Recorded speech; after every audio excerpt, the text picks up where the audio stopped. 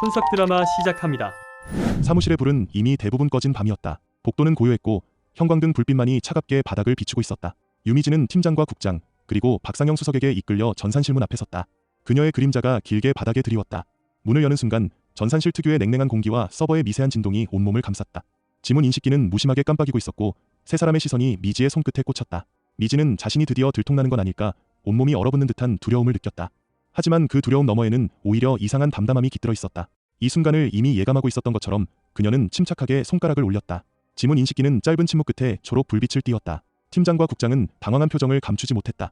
박상영은 무언가를 더 묻고 싶어 했지만 미지는 그들의 시선을 피하지 않았다. 그 순간 그녀의 머릿속엔 미지와 미래가 남긴 인수인계 노트의 한 줄이 떠올랐다. 우리가 서로를 지키는 방법은 끝까지 진실을 외면하지 않는 것. 미지는 자신이 더 이상 도망칠 수 없음을, 그리고 이제는 자신이 진짜 미래로서 이 자리에 서야 함을 깨달았다. 밖으로 나오자 복도에는 김태희가 조용히 서 있었다. 그는 미지에게 작은 봉투를 건넸다. 그 안에는 신사옥 프로젝트와 관련된 비리의 결정적 증거, 그리고 사라진 김수현 선임이 흔적이 담겨 있었다. 태희는 담담하게 말했다. 이제 당신 차례예요. 이 진실을 세상에 꺼내주세요. 미지는 봉투를 꼭 쥐었다. 두려움과 책임감이 동시에 밀려왔다. 그녀는 창밖을 바라보았다. 서울의 밤하늘은 여전히 어두웠지만 그 어둠 너머 어딘가에 분명히 아침이 올 것임을 믿었다. 전산실을 나와 복도를 걷는 동안 미지의 마음은 복잡했다. 그녀는 회사의 벽에 걸린 오래된 단체 사진을 바라보았다. 그 사진 속에는 젊은 박상영과 이제는 사라진 김수현 선임, 그리고 이름도 모르는 수많은 얼굴들이 있었다. 그들은 모두 각자의 비밀과 상처를 안고 이곳을 지났을 것이다. 미지는 자신도 이제 그중 한 사람이 되었음을 실감했다. 사무실을 빠져나와 밤 공기를 마시자 미지는 자신이 한 발 더 성장했다는 것을 느꼈다. 두려움은 여전히 있었지만 그 두려움을 이겨내고 앞으로 나아가야 한다는 결의가 더 컸다. 그녀는 휴대폰을 꺼내 미래에게 짧은 메시지를 남겼다. 이제 시작이야. 우리 끝까지 가보자.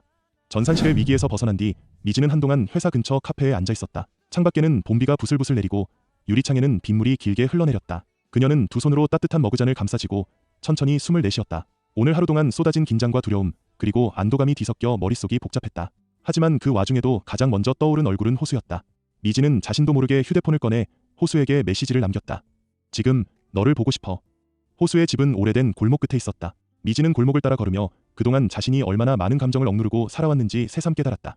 호수의 문 앞에 도착해 벨을 누르자 잠시 뒤 문이 열렸다. 호수는 잠옷차림에 헝클어진 머리로 문을 열었고 미지는 그 모습에 피식 웃음이 났다. 호수는 놀란 듯 미지를 바라보다가 아무 말 없이 그녀를 집 안으로 이끌었다. 방 안은 따뜻했다. 미지는 아무 말 없이 소파에 앉았고 호수는 조용히 주방에서 물을 끓였다. 두 사람 사이에는 어색한 침묵이 흘렀다. 미지는 그 침묵이 오히려 편안했다. 호수가 컵에 따뜻한 차를 따라 건네자 미지는 두 손으로 컵을 감싸 쥐었다. 그 온기가 손끝을 타고 마음까지 번져왔다. 잠시 후 미지는 조용히 입을 열었다. 오늘 회사에서 좀 힘든 일이 있었어. 호수는 고개를 끄덕였다. 그는 미지가 더 말할 때까지 기다렸다.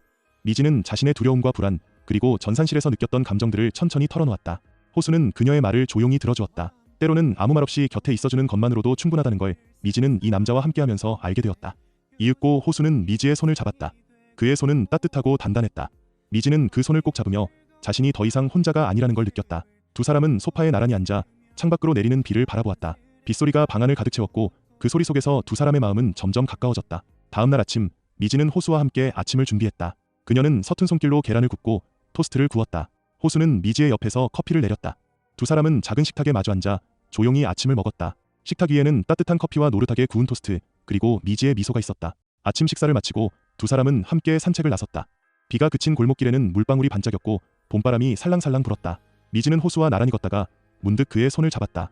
호수는 놀란 듯 미지를 바라보다가 이내 미소를 지었다. 두 사람은 손을 꼭 잡고 골목을 걸었다. 그 순간 미지는 자신이 서울에 남을 이유를 분명히 알게 되었다. 바로 이 사람, 이 순간, 이 따뜻함 때문이었다. 산책을 마치고 돌아온 두 사람은 소파에 앉아 조용히 음악을 들었다. 미지는 호수의 어깨에 기대어 눈을 감았다. 호수는 미지의 머리카락을 조용히 쓰다듬었다. 두 사람은 말없이도 서로의 마음을 알 수 있었다. 그날 오후 호수는 미지에게 작은 상자를 건넸다. 상자 안에는 은색 반지가 들어있었다. 미지는 놀란 듯 호수를 바라보았다. 호수는 부끄러운 듯 고개를 돌렸다. 미지는 반지를 손가락에 끼우며 눈물이 고였다. 고마워. 미지는 조용히 속삭였다. 호수는 미지를 꼭 안았다. 두 사람은 서로의 온기를 느끼며 이제는 어떤 어려움도 함께 이겨낼 수 있을 것 같았다. 미지는 호수와 함께하는 시간이 쌓일수록 자신이 진짜 원하는 삶이 무엇인지 점점 더 분명히 알게 되었다. 저녁이 되자 두 사람은 함께 저녁 식사를 준비했다. 미지는 호수와 함께 요리를 하며 작은 실수에도 깔깔 웃었다. 호수는 미지의 웃는 얼굴을 바라보며 이 순간이 영원했으면 좋겠다고 생각했다. 식탁에 앉아 두 사람은 조용히 저녁을 먹었다. 창밖에는 다시 비가 내리기 시작했고 방 안에는 두 사람의 웃음소리가 가득했다. 밤이 깊어지자 미지는 호수의 품에 안겨 잠이 들었다. 호수는 미지의 머리카락을 쓰다듬으며 그녀가 편안하게 잠들 수 있도록 조용히 곁을 지켰다. 그 밤 미지는 오랜만에 깊은 잠을 잤다. 꿈속에서도 그녀는 호수의 손을 꼭 잡고 있었다. 아침이 밝아오고 미지는 창밖으로 들어오는 햇살에 눈을 떴다. 호수는 이미 부엌에서 아침을 준비하고 있었다. 미지는 조용히 일어나 호수에게 다가갔다. 두 사람은 마주 앉아 아침을 먹었다. 식탁 위에는 따뜻한 커피와 토스트, 그리고 두 사람의 미소가 있었다. 미지는 호수와 함께하는 이 일상이 소중하다는 걸 다시 한번 느꼈다. 그녀는 더 이상 과거에 머물지 않기로, 그리고 앞으로의 삶을 함께 걸어가기로 결심했다. 두 사람은 서로를 바라보며 미소 지었다. 그 미소에는 오랜 시간 동안 쌓였던 오해와 상처, 그리고 화해의 감정이 담겨 있었다. 이렇게 미지와 호수의 일상은 평범하지만 소중한 순간들로 가득 채워졌다. 그리고 이 일상은 곧 다가올 거대한 변화와 마주할 준비를 하고 있었다. 아침이 밝자 회사는 전례 없는 혼란에 휩싸였다. 미지는 전산실에서의 위기를 넘긴 후 밤새 김태희가 건넨 봉투 속 파일을 정리하며 한숨도 자지 못했다. 그녀의 책상 위에는 복사된 계약서, 이메일 출력물, 토지 명의자 명단, 그리고 USB가 가지런히 놓여 있었다. 사무실에 들어서자마자 느껴지는 공기는 평소와 달랐다. 동료들은 서로를 경계하는 듯한 눈빛을 주고받았고 복도 곳곳에서는 속삭임이 끊이지 않았다.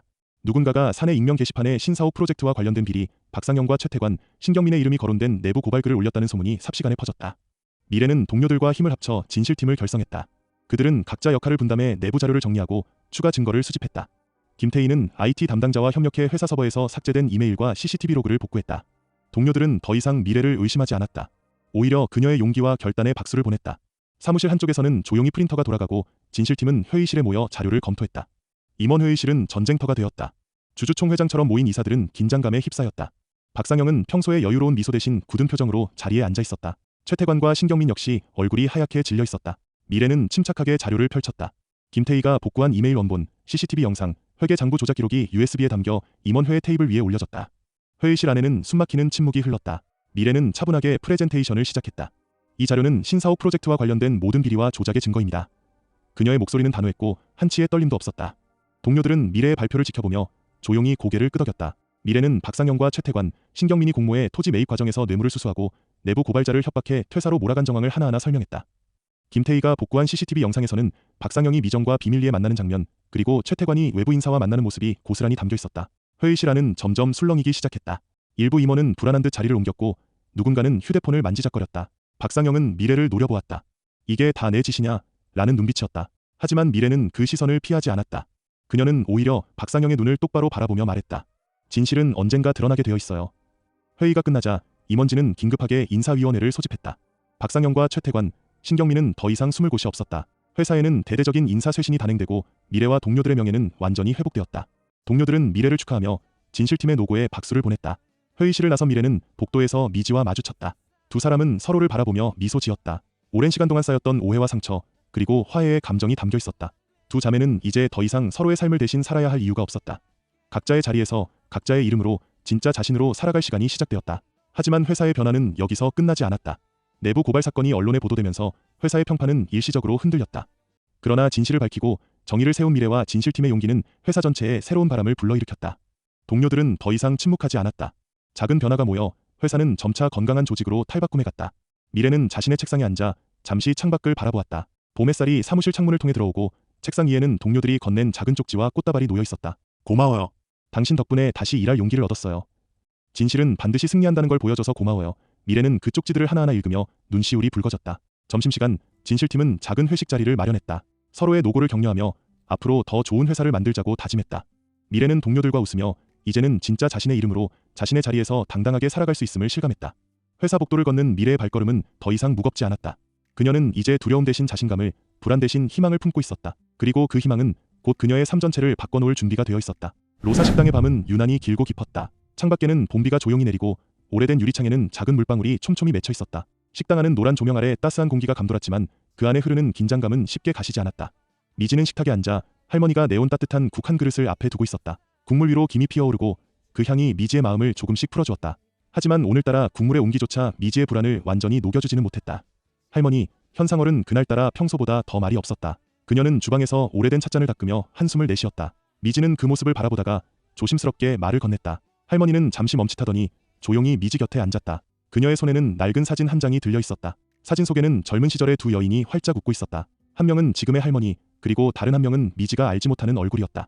할머니는 떨리는 목소리로 자신의 진짜 이름이 상월임을, 그리고 친구 로사의 이름으로 수십 년을 살아왔다는 사실을 고백했다.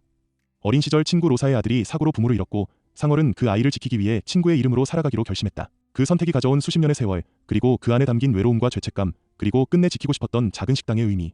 미지는 할머니의 손을 꼭 잡았다. 오랜 세월 동안 숨겨온 비밀이 한순간에 무너져 내렸지만 그 자리에 새로운 신뢰와 연대가 피어났다. 이충구 변호사는 할머니의 과거와 식당의 소유권을 두고 끈질기게 파고들었다. 그는 할머니의 신분을 문제 삼아 식당을 빼앗으려 했고 동네 주민들 사이에 소문을 퍼뜨렸다. 미지는 할머니를 지키기 위해 그리고 식당을 지키기 위해 모든 것을 걸고 싸우기로 결심했다. 호수 역시 미지 곁에서 법적 자문을 아끼지 않았다. 법정에서는 상월의 진짜 신분과 그녀가 왜 로사의 이름으로 살아왔는지가 밝혀졌다. 미지는 할머니의 명예를 지키기 위해 과거의 친구들과 동네 어르신들의 증언을 모았다. 오래된 사진, 등기부 등본, 친구 로사의 유언장 등 모두가 모여 상월의 정체성을 입증하였다.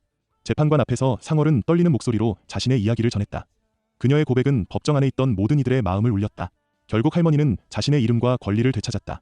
판결이 내려진 순간 미지는 할머니를 꼭 안았다. 식당은 다시 한번 활기를 되찾았고 동네 사람들은 할머니를 진심으로 축하했다. 식당 안에는 예전보다 더 많은 사람들이 찾아왔다. 미지는 주방에서 할머니와 함께 음식을 만들며 손님들과 웃으며 인사를 나눴다. 벽에는 할머니와 로사의 젊은 시절 사진이 새로 걸렸다. 미지는 그 사진을 바라보며 이제는 진짜 가족이 된 것 같은 따뜻함을 느꼈다. 식당의 유리창에는 여전히 작은 물방울이 맺혀 있었지만 그 안에는 더 이상 슬픔이 없었다. 오히려 새로운 시작을 알리는 희망이 가득했다. 그날 저녁 미지는 식당 문을 닫고 할머니와 함께 뒷마당에 앉았다. 봄밤의 공기는 상쾌했고 멀리서 개구리 울음소리가 들렸다. 할머니는 미지에게 조용히 말했다. 이제는 내가 내 가족이야. 미지는 그 말을 듣고 눈물이 핑 돌았다. 그녀는 할머니의 어깨에 기대어 오랜만에 마음 깊은 곳에서부터 안도감을 느꼈다. 며칠 뒤 식당에는 동네 주민들이 모여 작은 축하 파티를 열었다. 할머니는 미지와 함께 음식을 준비했고 손님들은 할머니의 명예 회복을 진심으로 축하했다. 미지는 식당에서 일하며 자신이 진짜 원하는 삶이 무엇인지 다시 한번 생각했다. 그녀는 더 이상 과거에 머물지 않기로 그리고 앞으로의 삶을 함께 걸어가기로 약속했다. 식당의 밤이 깊어갈수록 미지는 자신이 이제 진짜 가족을 찾았다는 걸 실감했다. 그녀는 할머니의 손을 꼭 잡고 앞으로도 이 식당을, 이 가족을 지키겠다고 다짐했다. 식당 안에는 따뜻한 온기와 웃음소리가 가득했고 미지는 그 속에서 진짜 행복을 느꼈다. 이렇게 로사 할머니와 미지의 이야기는 오랜 세월의 상처와 비밀을 치유하고 새로운 가족의 탄생으로 이어졌다. 두 사람은 서로의 곁에서 앞으로의 삶을 함께 걸어갈 준비를 마쳤다. 그리고 그들의 곁에는 언제나 따뜻한 식탁과 가족의 온기가 남아있을 것이다. 두솔리의 밤은 서울과는 전혀 다른 고요함과 깊이를 품고 있었다. 도시의 네온사인과 빽빽한 자동차 소음 대신 이곳에는 비닐하우스를 두드리는 빗방울 소리와 바람에 흔들리는 나뭇잎, 그리고 멀리서 들려오는 개구리 울음소리가 있었다. 미래는 작은 여행 가방을 들고 두솔리 버스 정류장에 내렸다. 그동안의 복잡한 일상과 회사에서의 긴장, 그리고 쌍둥이 자매로 살아온 혼란스러운 기억들이 잠시 멀어지는 듯했다. 미래는 딸기밭 입구에서 잠시 멈춰섰다. 비닐하우스 안에서 일하는 세진의 모습이 어렴풋이 보였다. 세진은 고개를 들어 미래를 바라보았다. 그 순간 두 사람의 시선이 마주쳤다. 오랜만에 만난 두 사람 사이에는 말로 다 할 수 없는 감정이 흐르고 있었다. 미래는 천천히 세진에게 걸어갔다. 두 사람은 말없이 서로를 바라보다가 조용히 손을 맞잡았다. 그 손끝에서 전해지는 온기는 오랜 시간 동안 쌓여온 오해와 불안을 한순간에 녹여내는 힘이 있었다. 세진은 미래를 비닐하우스 안으로 이끌었다. 비닐하우스 안은 딸기향으로 가득했고 바깥의 빗소리가 더 아늑하게 느껴졌다. 두 사람은 작은 플라스틱 의자에 나란히 앉았다. 세진은 미래에게 그동안의 일들을 천천히 털어놓았다. 자신의 가족 이야기, 서울에서의 실패, 그리고 두솔리로 내려와 딸기밭을 가꾸며 다시 삶을 시작하게 된 과정. 미래 역시 서울에서의 힘들었던 시간과 그 안에서 배운 것들을 솔직하게 고백했다. 두 사람은 서로의 상처를 이해하며 침묵 속에서 서로를 위로했다. 어느새 비가 그치고 두솔리의 밤하늘에는 별이 떠올랐다. 미래와 세진은 비닐하우스 밖으로 나와 딸기밭 한가운데에 섰다. 밤 공기는 상쾌했고 흙냄새와 풀냄새가 뒤섞여 있었다. 세진은 미래의 손을 꼭 잡았다. 이제는 도망치지 않을 거야. 미래는 세진의 어깨에 기대어 앞으로의 삶을 함께 걸어가기로 다짐했다. 다음 날 아침 두솔리에는 작은 축제가 열렸다. 동네 주민들과 아이들이 딸기밭에 모여 딸기를 따고 직접 만든 잼을 나누며 웃음이 끊이지 않았다. 미래는 세진과 함께 작은 텃밭을 가꾸며 자신이 진짜 원하는 삶이 무엇인지 다시 한번 생각했다. 그녀는 더 이상 과거에 머물지 않기로 그리고 앞으로의 삶을 세진과 함께 걸어가기로 결심했다. 축제가 끝난 오후 미래와 세진은 마을 어귀의 작은 카페에 앉았다. 창밖으로 보이는 들판과 멀리서 일하는 이웃들의 모습이 한 폭의 그림 같았다. 세진은 미래에게 작은 상자를 건넸다. 상자 안에는 손수 만든 딸기잼과 미래를 위한 짧은 편지가 들어있었다. 미래는 편지를 읽으며 눈시울이 붉어졌다. 세진은 미래의 손을 잡고 앞으로 어떤 일이 닥치더라도 함께 이겨내자고 다짐했다. 저녁이 되자 두 사람은 마을 뒷산으로 산책을 나섰다. 산길을 오르며 미래는 세진에게 서울에서의 마지막 밤, 그리고 회사에서의 폭풍 같은 변화에 대해 이야기했다. 세진은 미래의 이야기를 조용히 들어주었다. 산정상에 오르자 두 사람은 마을 전체를 내려다볼 수 있었다. 밤하늘에는 별이 가득했고 그 아래로 두솔리의 불빛이 아늑하게 퍼져 있었다. 미래는 세진의 어깨에 기대어 이제는 두렵지 않다고 속삭였다. 세진은 미래를 꼭 안았다. 두 사람은 서로의 온기를 느끼며 앞으로의 삶을 함께 걸어갈 준비를 마쳤다. 그 밤 미래는 오랜만에 깊은 잠을 잤다. 꿈속에서도 그녀는 세진의 손을 꼭 잡고 있었다. 오늘 영상이 재미있으셨다면 구독과 좋아요는 큰 힘이 됩니다.